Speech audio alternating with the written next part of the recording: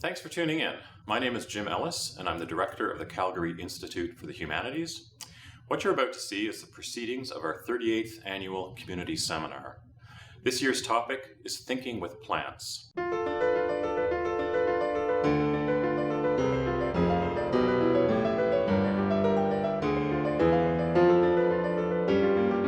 It is behavioral ecology, and I am a plant ecologist or a botanist or whatever you want to say.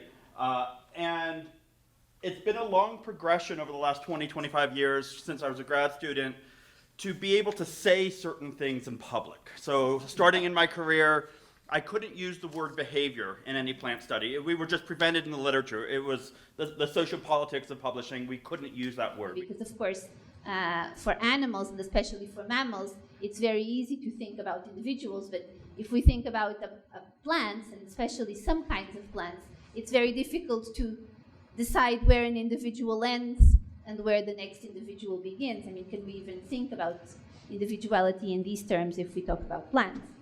So in what follows today, I'm going to describe how I go about learning to notice, with the hope that this will persuade you that you have already been doing this kind of speculative noticing in your daily life, in your travels through the world all along.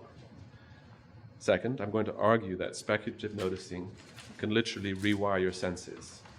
And then finally, I'm going to suggest that once your senses are rewired in this way, you will come up with stories about the strange histories of plants, soils, and stones. These stories are accountable to your experiences of coming into noticing. These kinds of stories are passionate, engaged, but also, I hope, humble and a bit uncertain.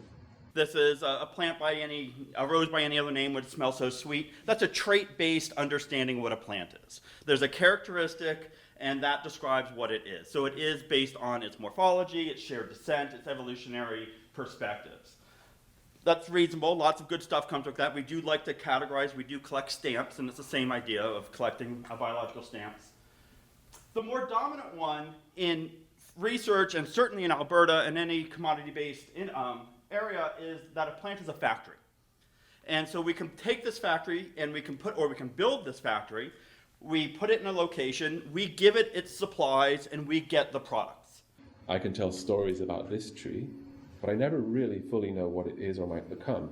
And the reason I say this is that as a forester, I know that trees often surprise you. Just when you think they're dead, they come back alive, and you think it's just fine and it dies. And there's an element of surprise. And then they're shape changers as well. They're fantastic creatures. Science has opened the door to a cognitive approach to plants, with studies showing that plants have behavior, memory, make decisions, and learn from experience, and so on. And research on the philosophical import of plants, in turn, have revealed our indebtedness, not only in terms of aesthetics, but also in terms of ontology and of epistemology to the way plants live. And so we're asking, out of my lab, questions such as, can we understand the natural world without actually understanding the individuals who live in the natural world? Can we learn about nature without knowing who's in nature as individuals through their evolutionary histories and their having to deal with life's challenges? And so that's what my lab is moving more and more towards, is trying to understand what a plant is. And I'm thinking again about another film. I don't know if you've watched Interstellar. It's exactly about this. So the Earth is becoming unlivable, and so people need to go on and move to a different planet. And what is, I think, worrisome about that film is that this is presented as a good thing. So these people are heroes because they're moving us to another planet after we've destroyed the one that we had, right? And so plants, on the other hand, teach us to care for and preserve the environment that allows for our existence, and they are a constant reminder of how reckless it is to dirty and to devastate our own home. In telling you a little bit about how the histories of human, animal, plant interaction shape the forms of trees and landscapes in Italy, I hope I've inspired you to notice the shape-changing capacities of trees in your own daily lives. We are taking a very traditional scientific approach to a very non-traditional set of questions.